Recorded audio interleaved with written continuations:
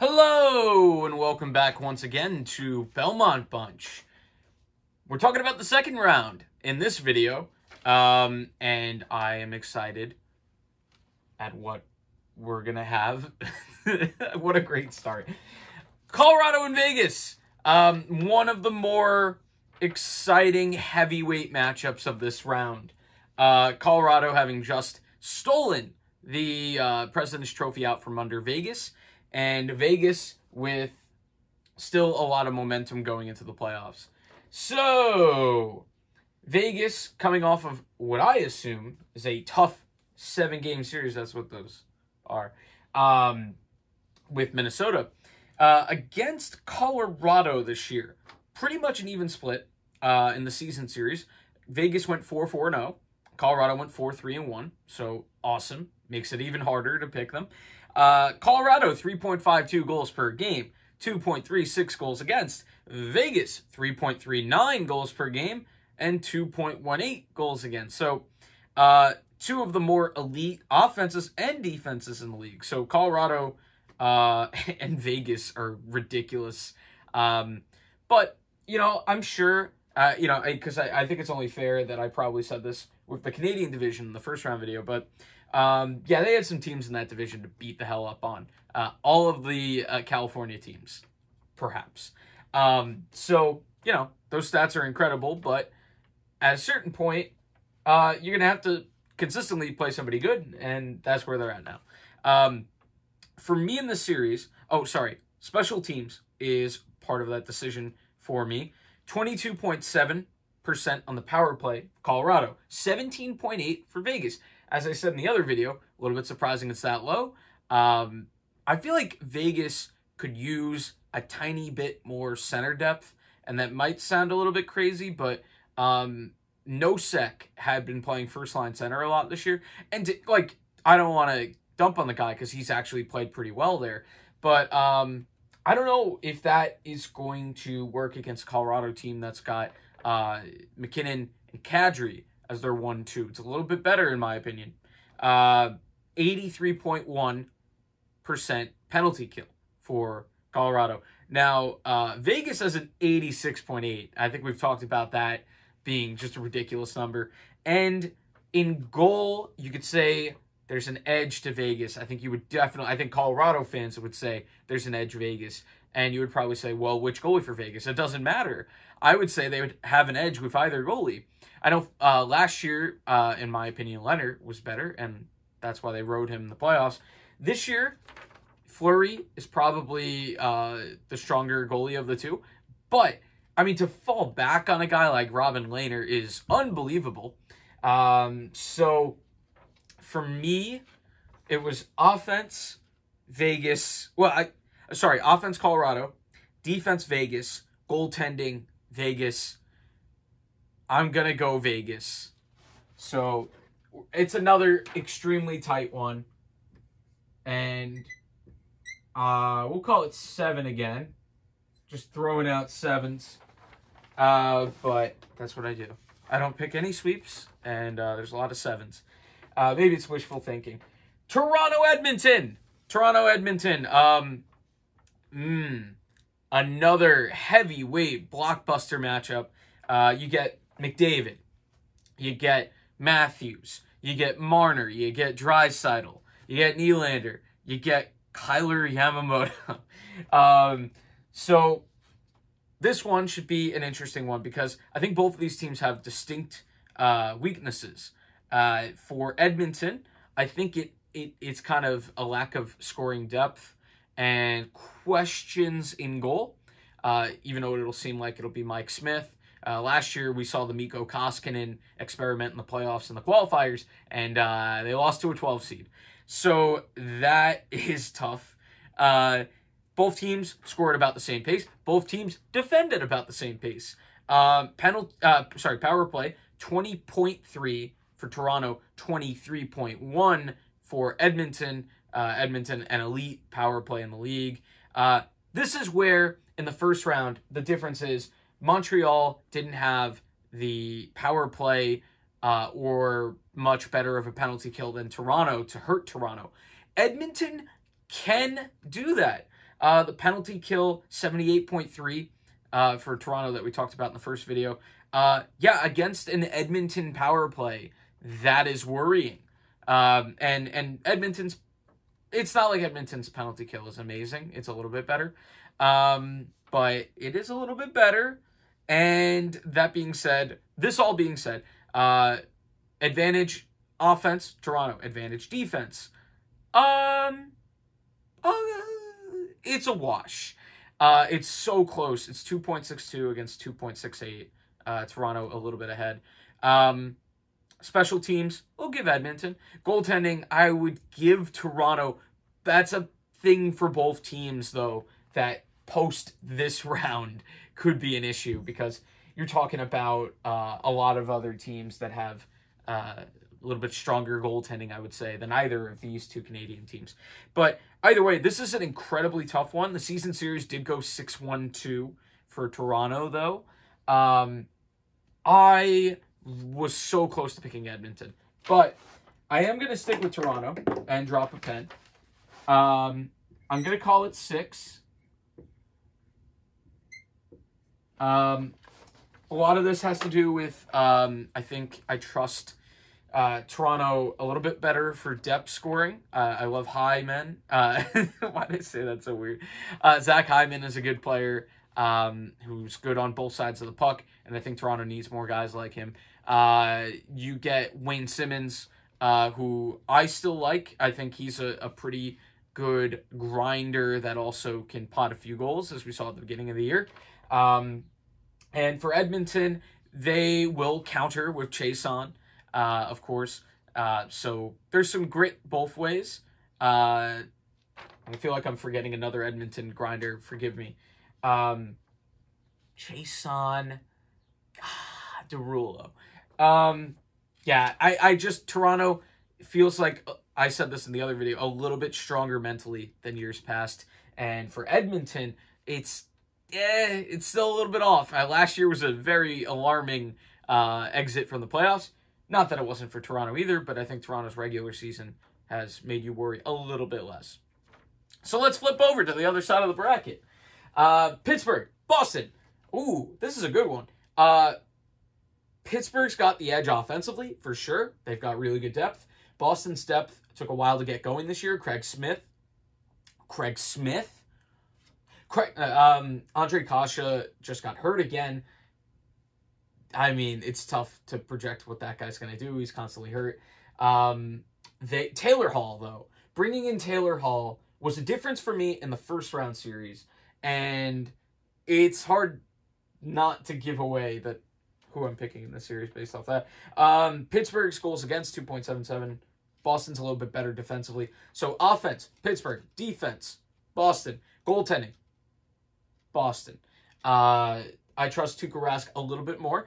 I give credit to the two Pittsburgh goalies who have actually put on a really good show this year post like the first few weeks.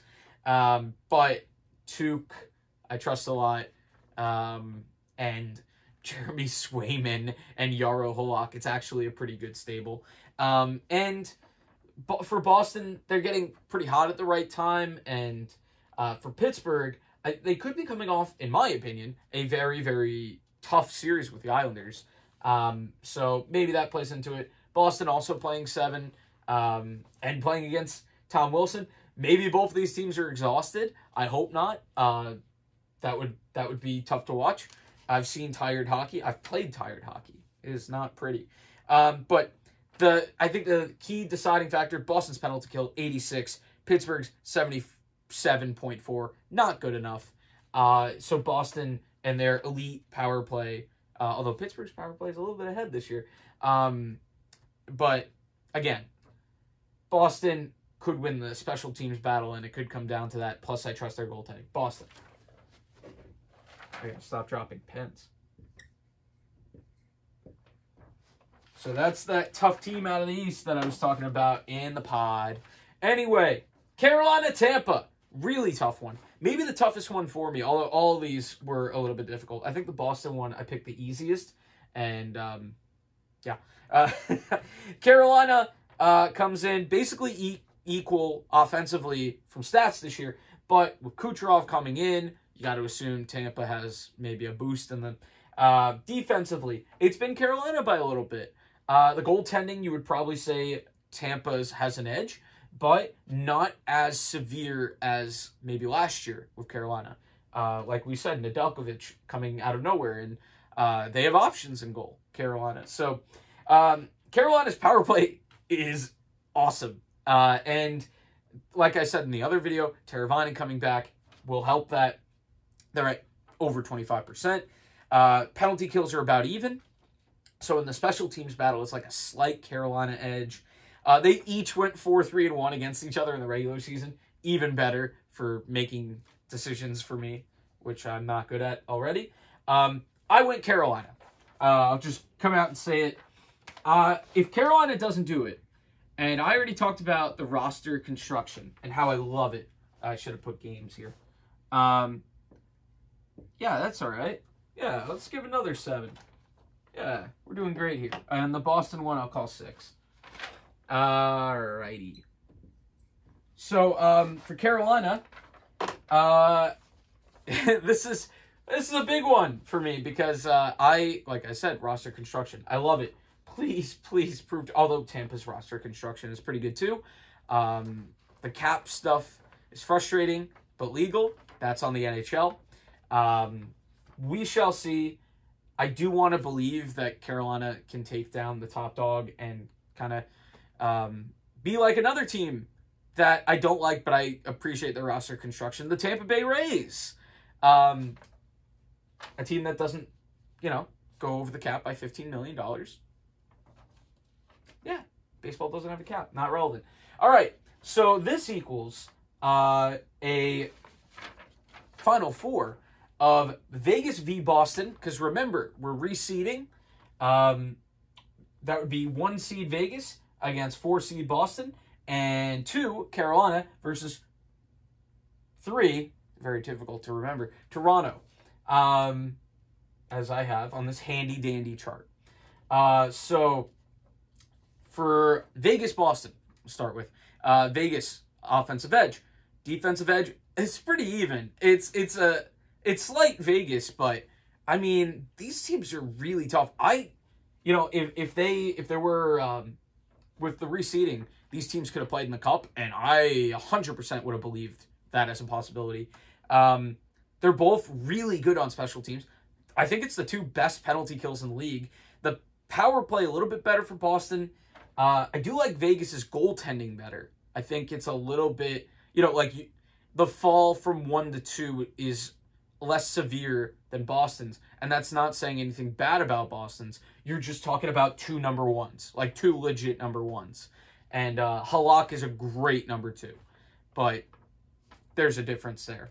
I don't think anybody's going to argue with me on that one. But it is the internet, so you never know.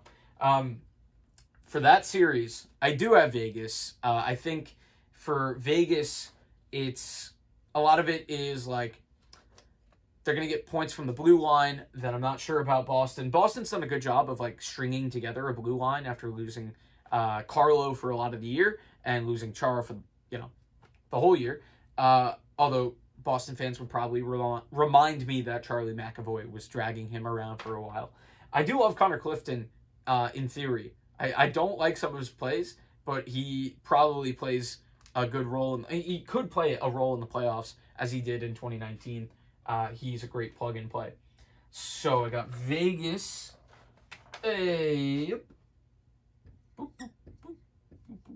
Vegas in the Cup final for the 2nd time.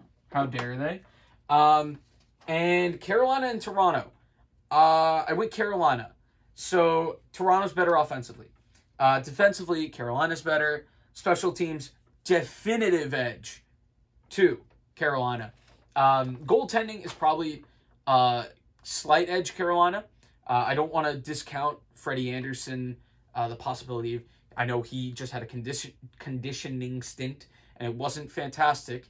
But yeah, I think Carolina's just a little bit steadier when it comes to everything except offense. Although I do like Carolina's ability to get 3.13 goals per game out of a really good lineup, but a lineup that you put it next to Toronto and you go, ho, but it's not that big a difference on the stats. So, yeah, that's the Cup. Carolina, Vegas. Alrighty. And what do I think? I think I trust Vegas a little bit more. I almost threw the thing away for dramatic effect. Decided not to. Both elite penalty kills. Edge to Carolina in the power play. Edge to Vegas offensively, again, slightly. Edge to Vegas defensively, again, slightly. I would give the edge also in goal to Vegas. There's just, Vegas feels like a machine, and like that the only team that's going to stop them is Colorado. So, you know, I'm sure there's going to be a lot of brackets with Colorado as the champ. I could definitely believe it. For me, Vegas maybe learned a little bit the last couple of years because I think you could say that they were a bit overconfident in a couple of their last two playoff defeats. Dallas last year felt like a team that should have won that series, Vegas, but just like, I don't know, didn't put in or like kind of, I don't know, didn't respond well to adversity in that series. And for Carolina, I think they're probably the most balanced team in the league, offense to defense. They're you know, elite in both. Their special teams are great. I do think that they lack, while they do have, you know, pretty good goaltending this year, I think a Fleury or a Leonard, I would prefer on my team come Cup final time versus Alex Nedeljkovic or Peter Mrazek, because we saw in the playoffs last year with Mrazek, even, you know, after a good year, some puzzling goals on occasion, and you can't afford that in the Cup final. And so I have Vegas. I have Vegas winning the Cup. This is the first time I picked Vegas. See how that goes, because I don't think I've picked the Cup champ in a while. So that means Vegas. Oh, sorry. I'm sorry for your fan base. I have decimated your odds. So that is it. That's the bracket. Islanders fans, I'm sorry, shield your eyes. But, you know, with my track history of extremely mediocre brackets where I don't get the winner right, if you're Vegas, I'm sorry. And if you're anybody, you know, like in the, let's see, Minnesota, if you're a Minnesota, if you're a Florida, if you're Washington, if you're the Islanders, there's a very good chance that I get this wrong. I don't get a great...